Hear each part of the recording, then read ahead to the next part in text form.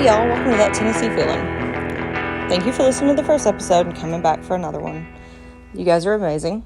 You can find That Tennessee Feeling on Instagram, Facebook, or TikTok. I love getting to know my listeners and fellow Tennesseans. If you want to just say hey, or you have a idea or just a comment about the show, you can always reach me at thattnfeeling@gmail.com. Contact me with suggestions, comments, or just to say hi. I love it. You can find me on Apple, Spotify, and Anchor. I'm working on getting it out to other podcast stuff as well. And if you have a second and you do like the show, if you would go and rate it on Apple or Spotify, I would really appreciate it. It helps to get the podcast out to more people so people can see it. I hope everybody's having a great week. It's almost Thanksgiving. You guys excited about turkey and stuffing or dressing or whatever you call it and all the fixings that go with it? I'm not going to lie to you. I'm really just excited about the pumpkin pie. I don't even care. But I hope everybody has a wonderful Thanksgiving. And today I wanted to talk about something that I think Tennessee does really well, and that's their state parks. Tennessee has a really cool state park system, and a lot of them. The parks are operated by the Tennessee Department of Environment and Conservation, and the state has 56 parks, 6 lodges, 36 campgrounds, 372 cabins, and over 80 plus waterfalls for you to explore for the day, the weekend, or even a full vacation. Of course, you can look on the website to see the parks and pictures and read about them and get the amenities and information and hours. But I thought today we would talk about a couple of them. I think that Tennessee state parks are often an overlooked fun place to explore. And so I wanted to, explore some with you through the podcast. So, give you a couple more fun facts. The largest state park is the Justin P. Wilson Cumberland Trail, which is made up of land along the Cumberland Trail that goes from the Cumberland Gap at the Virginia state line to the Prentice Cooper State Park in Marion County that's just north of Chattanooga. The smallest state park is the Bicentennial Capitol Mall in Nashville. I remember that mall. I remember when they were doing fanfare for the Bicentennial. It's a cool place. We'll talk about it in another podcast episode, but those are the largest and the smallest, and of course, every size in between. So the first state park I'm going to introduce you to is the Words do not work some days, y'all. It is a Monday. I'm recording this on a Monday, and it feels like a Monday. Let me try that again. The first state park I'm going to introduce you to is the Sergeant Alvin C. York State Historical Park. That's in Pall Mall. The park is in Fentress County, and it sits near the Kentucky-Tennessee state line. The community of Pall Mall is a rugged valley that was carved out by the Wolf River. The York Farm is actually located on a large stretch of valley along the bend of the river. The York House, Mill, and Post Office are right off the main road of U.S. Route 127. And this park pays tribute to one of the most decorated soldiers of World War I. The farm was designated a national landmark in 1977, and it preserved to show how York lived after the war. When he came home and he was no longer the hero of the war, he was just a simple person with a family and some land. Now, York married his wife, Gracie, after the war and was actually gifted this land for the heroic efforts in the war. He insisted that the land be in Pall Mall, and he wanted a home there as well, as it was near to where he was born and raised. So basically, he just wanted to go home. And the land was given to them by the Rotary Club in Nashville, and a 2-story house was built on the farmland. The Yorks actually moved into the house on Valentine's Day in 1922. Now, the Yorks lived on the land, and he even opened a General Mill store in a General and a Mill store in 1925. I know that sounded like I said that he opened a General Mill store way ahead of his time. Sorry. He opened the store, and he also owned the mill. It was actually a grist mill, and the mill sat on the banks of the Wolf River. And he lived on this farm and kept it until his death. His wife, Gracie, actually sold the York Mill to the state of Tennessee for a large sum that she was allowed, with the opportunity that she was allowed to stay in the house and a small plot of land for herself until her death in 1984. Once she died, it was all transferred to the state. She actually passed up larger sums of money just to be able to keep this in the state of Tennessee so that it would be a park for future use. Now, the site is both a National Historic Landmark and a National Register of Historic Places.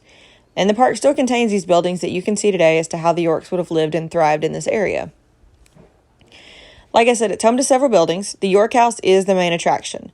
It's a 2.5-story house built in the Colonial Revival style, and it is open today as a museum. You can visit the first floor.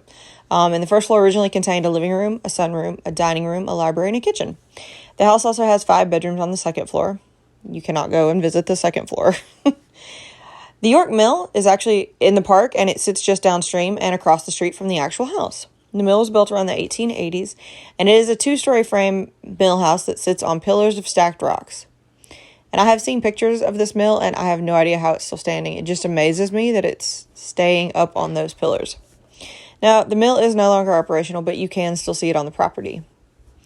The Wolf River Post Office is another building that you can see, and it was established as a general store by York in 1925 and used as a post office until the 1970s. So you can actually visit the store and see the small lean-to gristmill. You can also see the Wolf River Methodist Church. It's located just northeast of the York House, and the congregation was actually established back in the 1840s.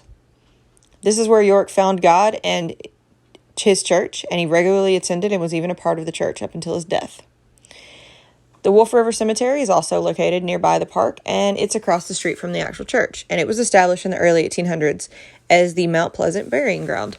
The earliest burial here is believed to be in 1826, and this is also where Sergeant Alvin C. York is buried.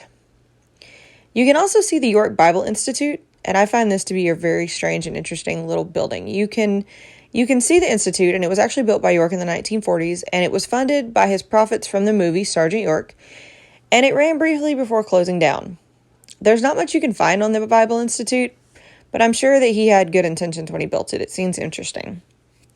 Now, you can take a walking tour of the York home, and they are led by a park guide, so you'll get some really good information, and they are conducted year-round. They are $5, and it lasts about 45 minutes. They talk about the York home and where York made a living and raised his family after World War I. They also have a driving tour, which costs $10 on the weekends at noon. You actually get in your vehicle and you follow the park guide to various locations, stop and learn about the location, and then come back to the visitor center.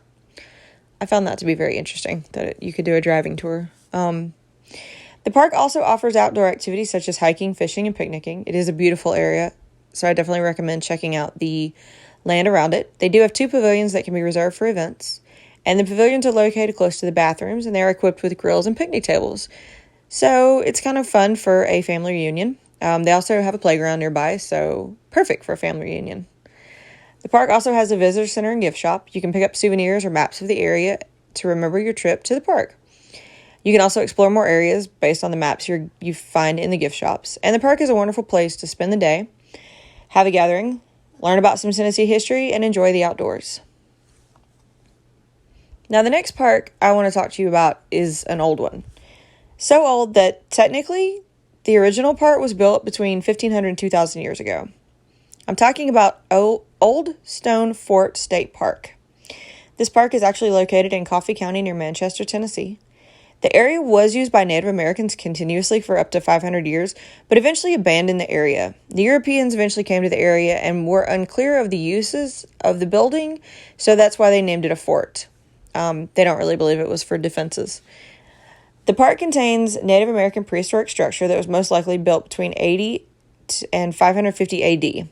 So old, very old.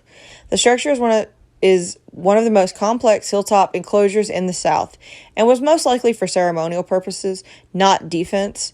But of course, since they were unclear, that's how it became fort. The Old Stone Fort is on a peninsula that was created by the Duck River and the Little Duck River. The wall structure is about 50 acres large, and the rivers have created deep gorges around the boundaries of the structure.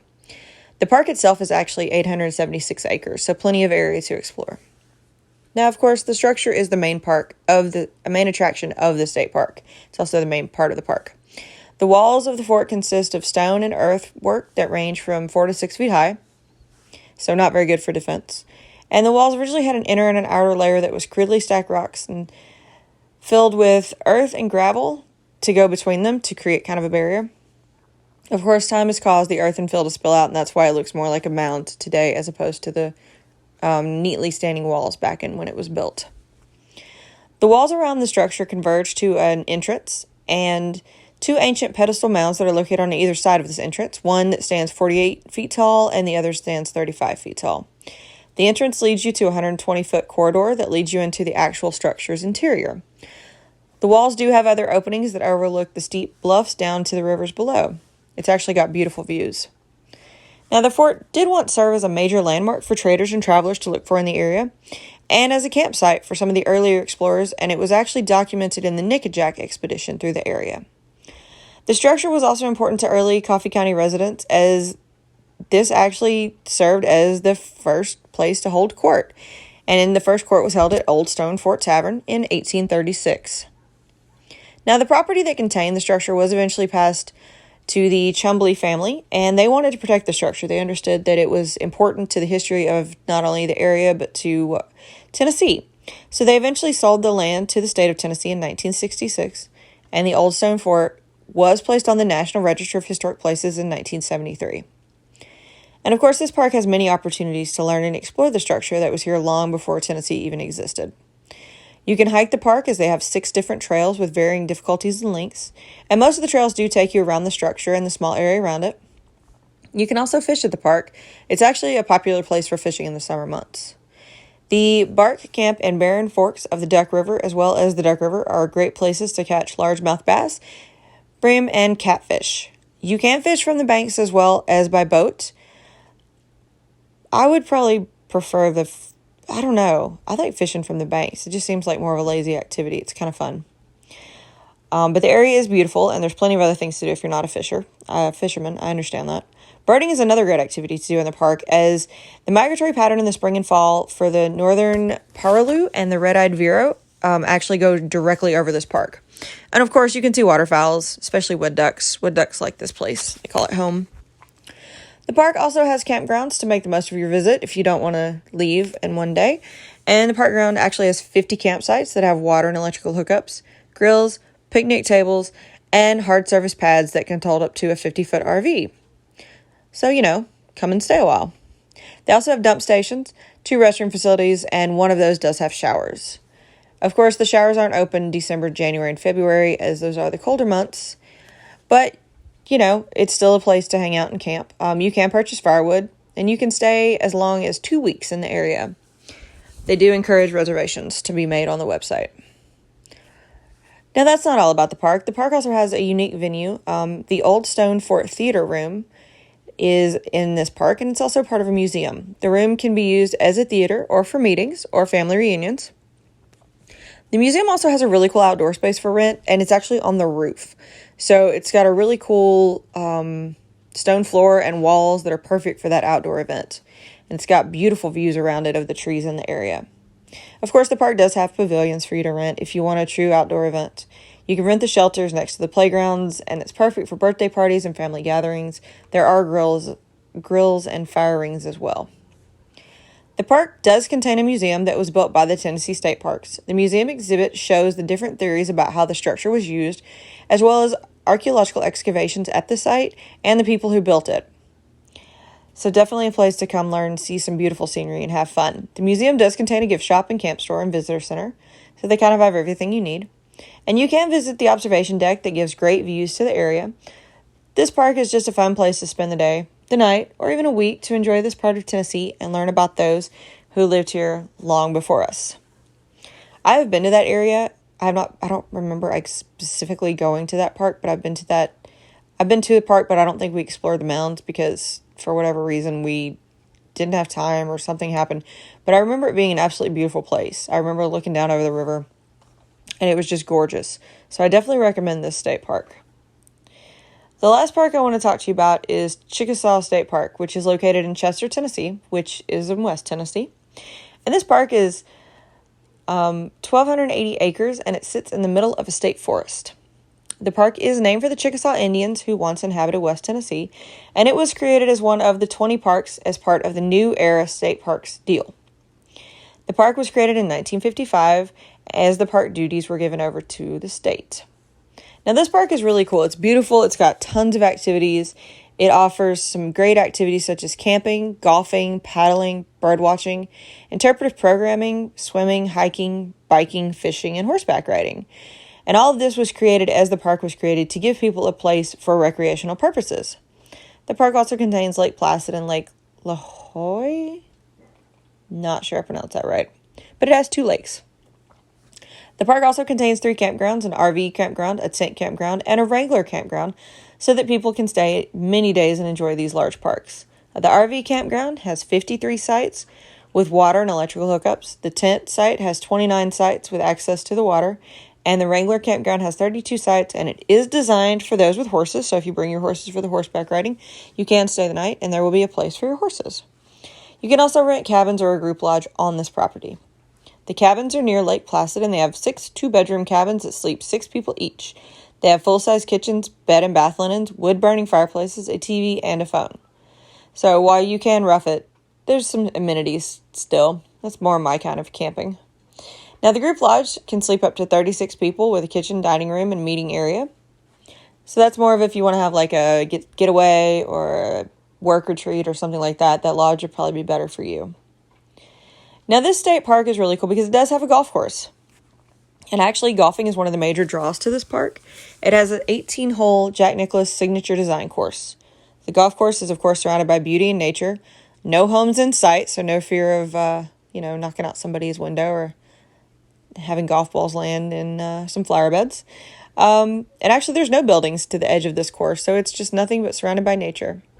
And you can sign up for a tea time at the concessionaire. Paddling and swimming are other fun activities in this park. You can bring your own or rent one to explore either of the 54-acre lakes. Lake Placid is in the main part of the park, and it is open for year-round exploration.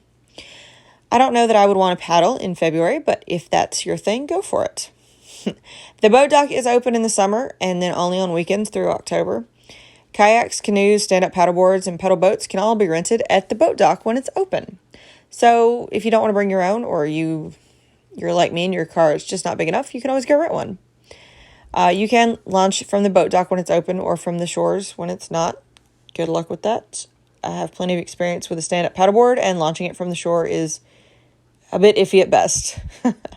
Swimming in Lake Placid is open from 8 a.m. to sunset seasonally, and there is a small beach for you to enjoy, to lay there, to feel like you're not in Tennessee, to sunbathe, whatever. It's kind of got everything for you. Now, horsebacking is another fun activity in this park. The park has 5 miles of horse trails surrounded by the National Forest. But of course, if you do go into the National Forest, the forest has many trails, so you can kind of weave in and out. The park does offer horseback rides, or you can even bring your own through the park. Like I said, there is a place for you to camp and enjoy. And of course, it has plenty of outdoor activities. You can see wildlife and birding. Chickasaw State Park really kind of has something for everybody to enjoy at this park. Rent your pavilions, have gatherings, ride horses through the trails, paddle across the lake, camp out under the stars. Either way, this park has so much beautiful scenery for you to take in West Tennessee that it definitely has something for everyone. Now, Tennessee has so many more state parks that, of course, I couldn't talk about them in one episode. So I'm going to do it in another episode. We're going to have a state parks part 2 eventually, and 3 and 4, depending on how many we feel like talking about. And Tennessee is such a diverse state that it really does have something for everyone. And I think the cool part of the state parks here is that depending on where you're at, you can see the mountains, you can see more of the plains, you're right outside the cities in some of them, and they have different activities and something for everyone. Thank you guys for listening to this episode. Don't forget to review and check out the social media pages. They are bi-weekly, so I'll see you again in 2 weeks. I hope everybody has a wonderful Thanksgiving. If you're a Black Friday shopper, by all means, enjoy. And I hope everybody has a good week to 2 weeks the next time I talk to you. And don't forget, guys, stay country, y'all.